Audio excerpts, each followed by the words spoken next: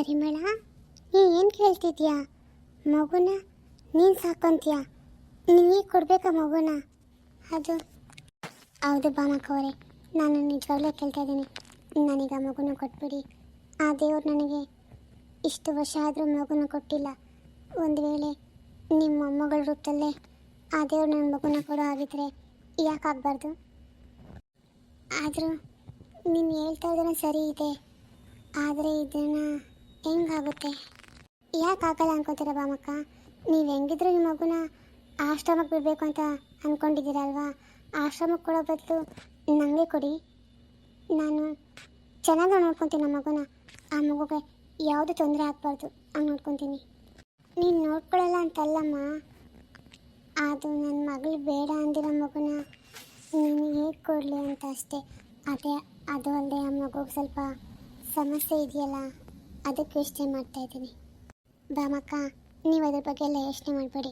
ಇಷ್ಟಕ್ಕೂ ನಿಮ್ಮ ಮಗಳು ಬೇಡ ಅಂತ ತಾನೇ ಬಿಟ್ಟೋಗಿದ್ದಾಳೆ ಮಗುನ. ಮತ್ತು ಮಗು ಆರೋಗ್ಯ ಬಗ್ಗೆ ಹೇಳಿದ್ರಲ್ಲ, ಆ ಮಗು ಹೇಗೆ ಇದ್ದರೂ ನನ್ನ ಪಾಲಿಗೆ ಪ್ರಸಾದ. ಅದು ಹೇಗೆ ಇದ್ದರೂ ನಾನು ಸ್ವೀಕಾರ ಮಾಡ್ತೀವಿ. ಅಷ್ಟೇ ಅಲ್ಲ, ನಂಗೆ ನಂಬಿಕೆ ಇದೆ ಆ ಮಗುಗೆ ಏನೂ ಆಗಲ್ಲ ಅನ್ನೋ ನಂಬಿಕೆ, ಭರವಸೆ ಎರಡು ನನಗಿದೆ. ಆ ಮಗುಗೆ ಏನಾಗೋಕೆ ನಾನು ಬಿಡಲ್ಲ.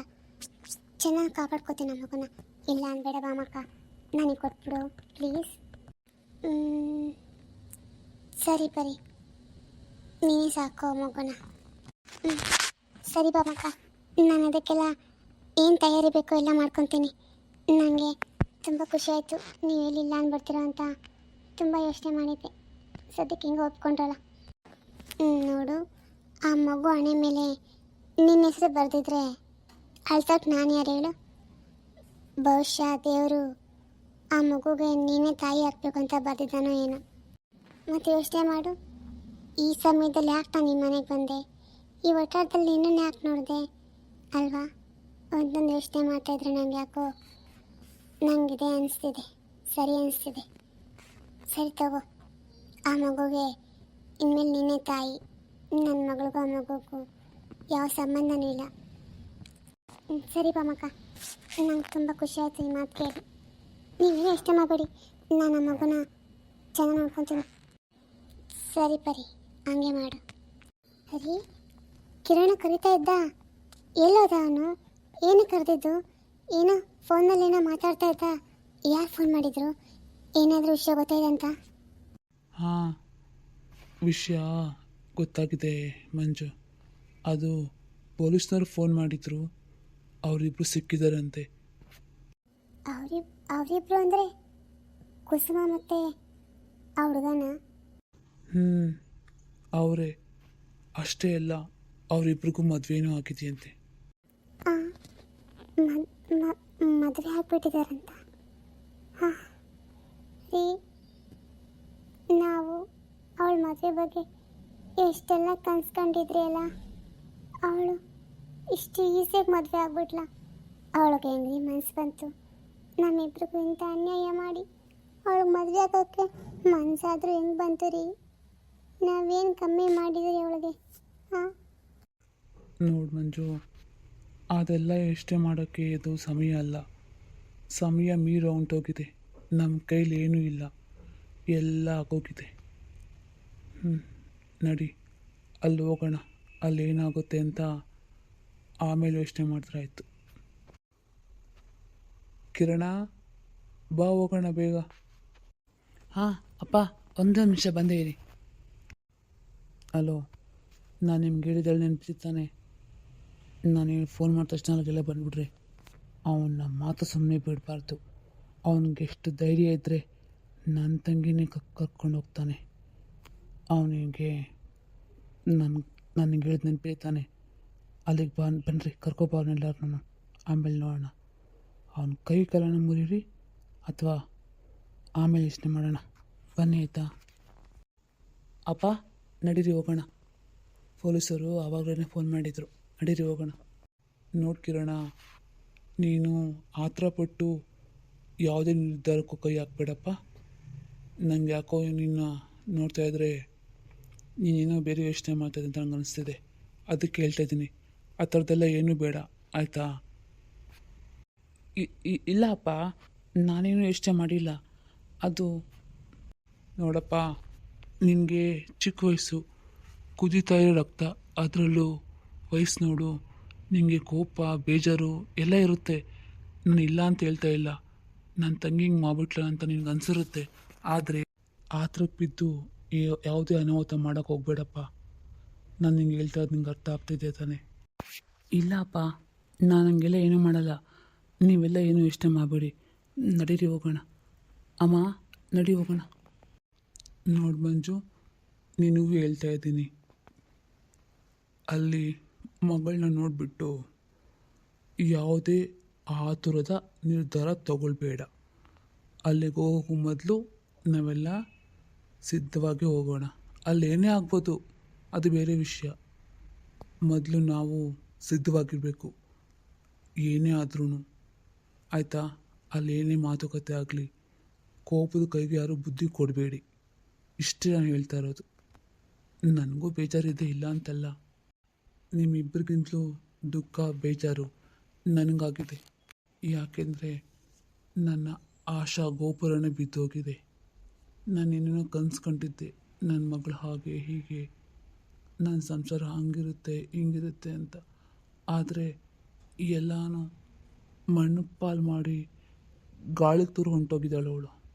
ಹಂಗಂತ ನಾನು ಅದನ್ನು ನೆನೆಸ್ಕೊಂಡೇ ಕೂರೋಕ್ಕಾಗಲ್ಲ. ಯಾಕೆಂದರೆ ನನಗೆ ಒಬ್ಬ ಮಗ ಇದ್ದಾನೆ. ನಾನು ಅವನ ಲೈಫ್ ಬಗ್ಗೆನೂ ಯೋಚನೆ ಮಾಡಬೇಕಲ್ಲ. ರೀ, ನಾನು ಹಂಗೆಲ್ಲ ಏನೂ ಮಾಡಲ್ಲ. ನಡೀರಿ ಹೋಗೋಣ. ನೀವು ಜಾಸ್ತಿ ದುಃಖ ಪಡಬೇಡ್ರಿ, ಆಯಿತಾ? ನೀವು ಇಷ್ಟೊಂದು ದುಃಖ ಪಡುತ್ತಾ ಇದ್ರೆ ನಾನು ಕಿರಣ ಏನಾಗ್ತೀವೋ ಏನೋ. ಸರಿ, ನಡಿ ಹೋಗೋಣ. ಅಪ್ಪ, ನೀವು ಹೇಳ್ತಾದೆಲ್ಲ ಸರಿ ಇದೆ ಅಪ್ಪ. ಆದರೆ ನನಗೆ ಎಂಥ ಅವಮಾನ ಮಾಡಿ ಹೋಗಿದ್ದಾಳೆ ಅಂದರೆ ಅವನನ್ನು ಮಾತ್ರ ನಾನು ಸುಮ್ಮನೆ ಬಿಡಲ್ಲಪ್ಪ. ನನಗೆ ತುಂಬಾ ಬೇಜಾರಾಗಿದೆ. ನನ್ನ ತಂಗಿ ಮನಸ್ಸು ಕೇಳಿಸಿರೋ ಅವನನ್ನು ನಾನು ಸುಮ್ಮನೆ ಬಿಡಲ್ಲಪ್ಪ. ಇದಕ್ಕೆ ನೀವು ದಯವಿಟ್ಟು ಅಡ್ಡ ಬರಬೇಡಿ. ಅಯ್ಯೋ, ಎಲ್ಲೋದ್ಲು ಈ ಅಮ್ಮನ ಎಲ್ಲೂ ಕಾಣಿಸ್ತಿಲ್ಲೇ. ಯಾವ ಬಸ್ಸಾಗಿರೋದು ಎಲ್ಲೋದ್ಲು? ನಾನೆಲ್ಲ ಹುಡುಕ್ಲಿ ಇವಾಗ. ಓಯ್, ಇಲ್ಲೇ ಇದ್ಯಾ ನೀನು? ಆವಾಗಿಂದ ಕಾದು ಕಾದು ಸಾಕೈತೆ. ಇವಾಗ ಬಂದಿದ್ಯಾ? ನಡಿ ಹೆಂಗವಳೆ? ಎಲ್ಲಿ ಬಂದವಳ ಅವಳು? ನಿನ್ನ ಹೆಂಡತಿ ಇನ್ನೊಬ್ಬನೇ ಬಂದಿದ್ಯಾ ಹಂಗೆ? ಅತ್ತೆ, ಇಲ್ಲ, ನಾನು ಒಬ್ಬನೇ ಬಂದಿದ್ದೀನಿ. ಬಾ, ಅಲ್ಲೈತೆ ಆಟೋನಾಗ ಮನೆಗೆ ಹೋಗೋಣ ಬಾ. ಬಸ್ ಸ್ಟ್ಯಾಂಡಾಗ ಬಸ್ ನಿಲ್ಲಿಸ್ಬಿಟ್ಟು ಹೋದ್ ನಾನು. 4 ಗಂಟೆ ಆಗದೆ, ಇನ್ನೂ ಯಾರೂ ಬರೋಲ್ಲ ಅಂತ ನಂಗೆ ದಿಗ್ಲ ಹೋಗಿತ್ತಪ್ಪ. ವಾಪಸ್ ತಿರ್ಗಾ ಊರ್ಕೋಬೇಕು ನಂಗೆ ಗೊತ್ತಾಗಲ್ಲ, ಎಲ್ಗೋಗೋ ಗೊತ್ತಾಗಲ್ಲ. ಯಾರನ್ನ ಕೇಳಿದ್ರು ಏನೂ ಹೇಳಲ್ಲ ಅಂತಾರೆ, ಗೊತ್ತಿಲ್ಲ ಅಂತಾರೆ. ನನ್ನ ತಗೊಂಡು ಅಡ್ರೆಸ್ಸ ಫೋನ್ ನಂಬರ ಏನೂ ಇಲ್ದಂಗೆ ಆಗೋಯ್ತೆ. ಓ, ಸಾರಿ ಅತ್ತೆ, ಒಂಚೂರು ಬರೋದು ಲೇಟ್ ಆಗೋಯ್ತು. ಏನೂ ಅನ್ಕೊಬೇಡ.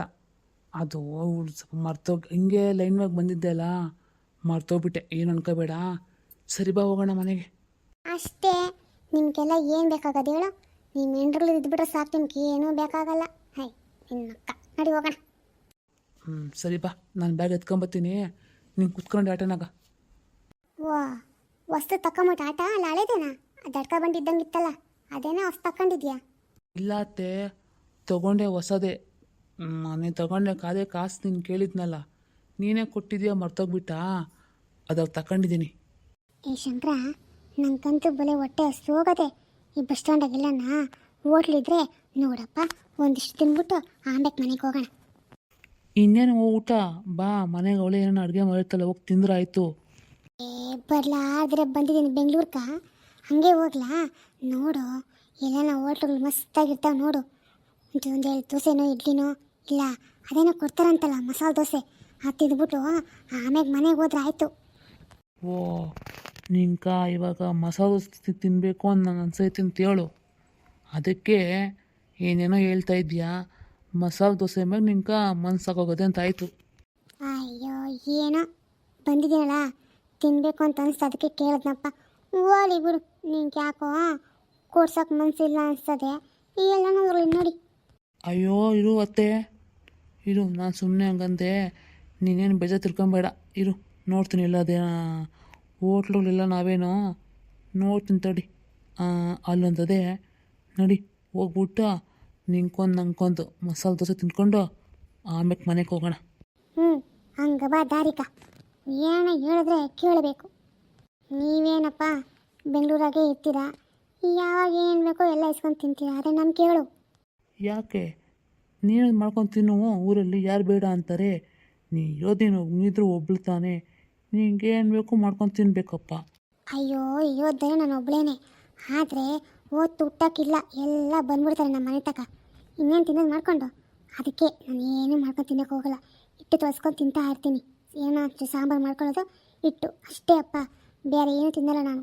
ಅದಕ್ಕೆ ಇಲ್ಲಿಗೆ ಬಂದ್ಮೇಲೆ ಸ್ವಲ್ಪ ಬೆಮೆ ಏನು ತಿನ್ನೋಣ ಅಂತ ಅಷ್ಟೇ. ನೋಡಿ ತಿಂದ್ಬಿಟ್ಟು ಹೋಗೋಣ ಮನೆಗೆ, ಅವಳು ಕಾತ್ಕೊಂಡಿರ್ತಾಳೆ. ಸರಿ ಐತೆ.